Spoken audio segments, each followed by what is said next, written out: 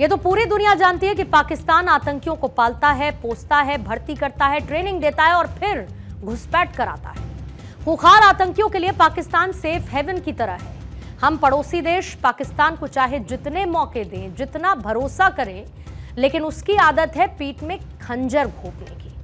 लेकिन आज मैं आपसे कहना चाहती हूं कि अब किसी भी कीमत पर हम समझौता नहीं करेंगे, ना ही आपसे किसी भी तरीके की रियायत अब से पाकिस्तान को लेकर मिलेगी, ये कहूंगी, क्योंकि जो पाकिस्तान हर बार नफरत की बोली बोलता है, आतंक की फसल उगाता है, वो अमन शांति की भाषा क्या समझेगा।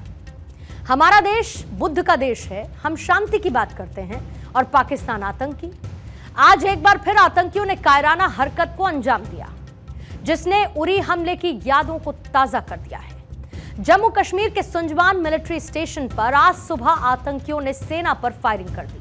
इसमें एक भारतीय जवान के शहीद होने की खबर है। सेना के मुताबिक आतंकियों ने मिलिट्री स्टेशन के बाहर घात लगाकर स्नाइपर से गोलियां चलाई। आतंकियों की गोलीबारी का जवानों ने जवाब दिया। आतंकियों का यह हमला सुंजवान मिलिट्री स्टेशन के सेंट्री पोस्ट एरिया के पास के इलाके में हुआ। यहां पर 36 इन्फेंट्री ब्रिगेड की तैनाती है। हालांकि जम्मू कश्मीर के सुंजवान मिलिट्री स्टेशन पर कोई पहला हमला नहीं है। इसी तरीके का हमला आज से 6 साल पहले फरवरी 2018 में हुआ था, जब हाई सिक्योरिटी जोन में फिदायीन घुसे और सुंजवान आर्मी स्टेशन पर हमला कर दिया। इस आतंकी हमले में 6 जवान शहीद हुए थे, जबकि 3 आतंकवादी ढेर कर दिए गए। जैश ए मोहम्मद के आतंकी आर्मी की वर्दी पहनकर कैंप में दाखिल हुए। साल 2003 में भी सुंजवान आर्मी कैंप पर फिदायीन हमला हुआ। तब इस आतंकी हमले में हमने अपने 12 जवान खो दिए थे। डोगरा रेजिमेंट के जवानों पर सोते वक्त आतंकियों ने यह हमला किया था। इन तीनों ही हमलों में एक बात कॉमन है कि आतंकियों ने घात लगाकर सुंजवान आर्मी कैंप पर अटैक किया। पहले बाकायदा रेकी की गई। सेना का दावा यह है कि बड़ी लीड्स के आधार पर जल्द से जल्द आतंकियों का खात्मा किया जाएगा। गृह मंत्री अमित शाह भी जम्मू कश्मीर में आतंकी वारदातों को लेकर एक्शन मोड में है। पिछले दिनों गृह मंत्री अमित शाह ने एक हाई लेवल मीटिंग भी की थी, जिसमें आतंकियों के खात्मे का ब्लूप्रिंट तैयार किया गया और तभी से ये आतंकी बौखलाए हैं। आतंकी हमलों की अगर आप टाइमलाइन को देखेंगे तो सिर्फ जुलाई में ही 10 आतंकी हमले हो चुके हैं, जिसमें 14 दहशतगर्दों को ढेर किया जा चुका है और 15 जवान शहीद हुए हैं। 27 जुलाई को कुपवाड़ा में एक आतंकी मारा गया था। 24 जुलाई को कुपवाड़ा में एक आतंकी को ढेर किया गया। 23 जुलाई को पुंछ में आर्मी आतंकियों के बीच गोलीबारी हुई। 22 जुलाई को राजौरी में एक आतंकी मारा गया। 18 जुलाई को कुपवाड़ा में 2 आतंकियों का खात्मा किया गया। 16 जुलाई को डोडा में आतंकियों ने हमला किया और 14 जुलाई को कुपवाड़ा में एलओसी के पास 3 आतंकी ढेर कर दिए गए। 8 जुलाई को कठुआ में आतंकियों का यह हमला दिखा और 7 जुलाई को तो राजौरी में आर्मी कैंप पर हमला किया गया। 7 जुलाई को ही कुलगाम में 6 आतंकियों का खात्मा हुआ। आतंकियों की बौखलाहट साफ तौर पर नजर आती है। इस साल की शुरुआत से अब तक अगर आप नंबर्स देखेंगे, आंकड़ों पर गौर करेंगे, तो जनवरी से सितंबर तक अब तक 90 आतंकी हमले हुए, जिसमें हमारे 22 जवान शहीद हुए, 18 सिविलियंस की मौत हुई और सुरक्षा बलों और भारतीय सेना ने 40 से ज्यादा आतंकियों को जहन्नुम पहुंचाने का काम किया है। आपको याद होगा जब उरी में आर्मी बेस कैंप पर आतंकियों ने हमले तेज कर दिए थे और कुछ इसी तरीके की modus operandi Sunjuwan army camp में भी अपनाई गई। उरी हमले के बाद सर्जिकल स्ट्राइक कर भारतीय सेना ने पूरी दुनिया को नए भारत की ताकत से परिचय करवाया। हमारे शहीद जवानों की चिता शांत भी नहीं हुई थी कि स्पेशल फोर्स के जवानों ने दुश्मन के घर में घुसकर आंखों में आंखें डालकर हर एक आतंकी को मौत के घाट उतार दिया और यह बता दिया कि यह नया भारत है जो घर में घुसकर मारता है। जैश और लश्कर जैसे आतंकी संगठन न सिर्फ पाकिस्तान में फलते फूलते हैं, बल्कि उनके आकाओं को पाकिस्तान संरक्षण भी देता है। अंतर्राष्ट्रीय मंच पर पाकिस्तान भले ही कितने दावे करे कि वह आतंकियों का रहनुमा नहीं, लेकिन आज दुनिया को यह समझना होगा कि जैश ए मोहम्मद का सरगना मौलाना मसूद अजहर और लश्कर आतंकी संगठन का आका हाफिज सईद आज भी पाकिस्तान की जमीन पर खुलेआम घूमता है और भारत के खिलाफ नापाक साजिश रचता है। पाकिस्तान आतंकवादी देश है और इसमें रत्ती भर भी कोई शक शुबा नहीं। आप किसी से भी पूछ लीजिए आतंकवाद का सेंटर कहां है, सेंटर पॉइंट कहां है, तो हर कोई एक सुर में कहेगा हमारा पड़ोसी मुल्क यानी कि पाकिस्तान।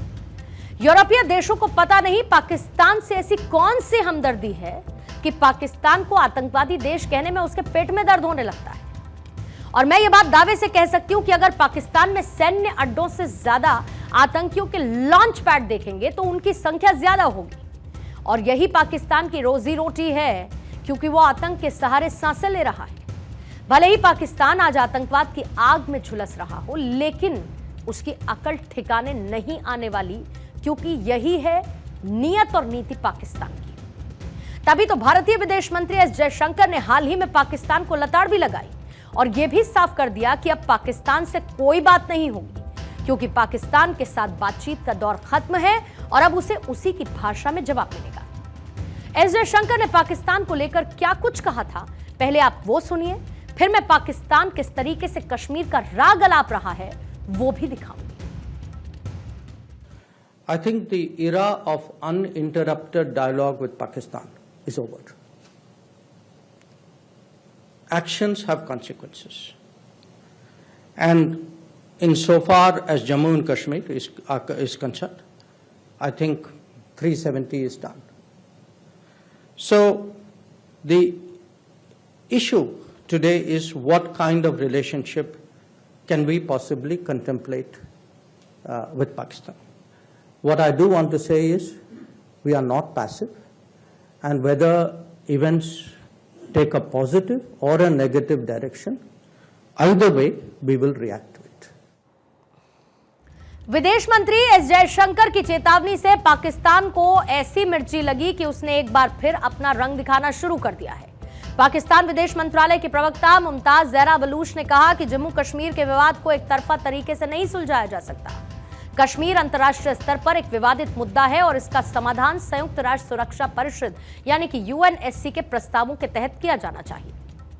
आज पाकिस्तान से डायलॉग का एरा खत्म हो चुका है, क्योंकि कौन देश चाहेगा ऐसे देश के साथ रिलेशन बेहतर हो। खुद पाकिस्तानी मीडिया, वहां की आवाम भी ऐसा ही मानती है कि एस जयशंकर ने पाकिस्तान को लेकर जो कुछ कहा वो किसी भी सूरत में गलत नहीं है। दरअसल पाकिस्तान भले ही भारत की बढ़ती हुई ताकत को महसूस ना करे, लेकिन अंदर खाने ये बात अच्छी तरीके से जानता है कि जम्मू कश्मीर से धारा 370 के एब्रोगेट होने के बाद न सिर्फ जम्मू कश्मीर में शांति है, रोजगार है, तभी तो पाकिस्तान को ये रास नहीं आता। हालांकि पाकिस्तान का एक और चेहरा है जो एक बार फिर से एक्सपोज है। पाकिस्तान ने प्रधानमंत्री नरेंद्र मोदी को अक्टूबर में होने वाले एससीओ समिट में यानी कि शंघाई सहयोग संगठन की बैठक में शामिल होने के लिए आधिकारिक तौर पर न्योता भेजा। हालांकि प्रधानमंत्री मोदी के एससीओ बैठक में पाकिस्तान दौरे को लेकर अब तक कोई आधिकारिक पुष्टि नहीं है। एससीओ के council of heads of government की यह बैठक 15 और 16 अक्टूबर को इस्लामाबाद में होगी।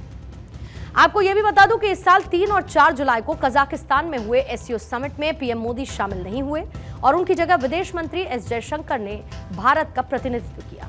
भारत ने पिछले साल वर्चुअल मोड में 4 जुलाई को एससीओ शिखर सम्मेलन की मेजबानी की थी और इसमें पाकिस्तान के पीएम शहबाज शरीफ ने ऑनलाइन हिस्सा लिया था। प्रधानमंत्री मोदी आखिरी बार साल 2015 में एक सरप्राइज विजिट पर लाहौर पहुंचे थे। इस दौरान पीएम मोदी ने नवाज शरीफ से मुलाकात भी की थी। साल 2022 में पीएम मोदी एससीओ समिट में शामिल हुए थे। उज्बेकिस्तान के समरकंद में शंघाई सहयोग संगठन की बैठक हुई थी। 2019 में जम्मू कश्मीर से आर्टिकल 370 के एब्रोगेट होने के बाद भारत और पाकिस्तान के बीच तनाव बढ़ा है और तब से दोनों देशों के बीच कोई हाई लेवल बैठक नहीं हुई। भारत के लिए एससीओ क्यों जरूरी है वो भी आप समझिए। दरअसल एससीओ में भारत, चीन, रूस, पाकिस्तान, कजाकिस्तान, किर्गिस्तान, तजाकिस्तान और उज्बेकिस्तान शामिल है। ये संगठन मध्य एशिया में शांति और सभी देशों के बीच सहयोग बनाए रखने के लिए बनाया गया। पाकिस्तान, चीन, रूस भी इसके मेंबर है। एससीओ भारत को आतंकवाद से लड़ाई और सिक्योरिटी से जुड़े हुए मुद्दों पर अपनी बात मजबूती से रखने के लिए एक इंपॉर्टेंट प्लेटफॉर्म है। एससीओ दुनिया का सबसे बड़ा रीजनल संगठन है और इसको लेकर अगर भारत की 3 मेन पॉलिसी क्या है वो क्या कुछ है।